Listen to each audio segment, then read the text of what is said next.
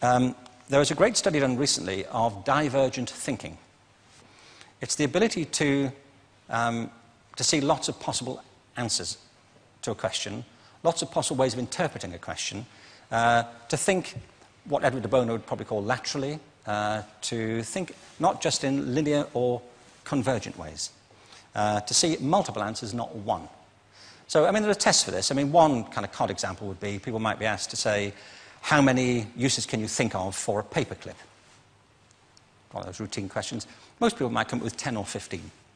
People who are good at this might come up with 200. And they do that by saying, well, could the paperclip be 200 foot tall and be made out of foam rubber? You know, like, does it have to be a paperclip as we know it, Jim? You know. Now, there are tests for this, and they gave them to 1,500 people. This is in a book called Breakpoint and Beyond. And on the protocol of the test, if you scored above a certain level, you'd be considered to be a genius at divergent thinking. Okay? So my question to you is, what percentage of the people tested, of the 1,500, scored at genius level for divergent thinking? Now, you need to know one more thing about them. These were kindergarten children. Okay? So what do you think? What percentage at genius level? 80. 80, okay. Isn't that great? 98%. Now, the thing about this was it was a longitudinal study. So they retested the same children 5 years later, ages of 8 to 10. What do you think?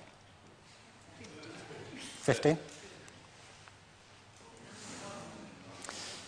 They retested them again 5 years later, ages 13 to 15. You can see a trend here, can't you?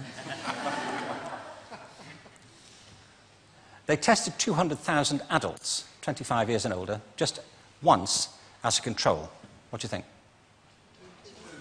Yeah. No.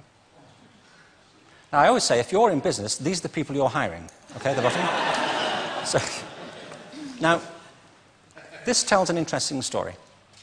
Because you could have imagined it going the other way, couldn't you? You start off not being very good, but you get better as you get older. But this shows two things. One is we all have this capacity. And two, it mostly deteriorates. Now, a lot of things have happened to these kids as they've grown up. A lot.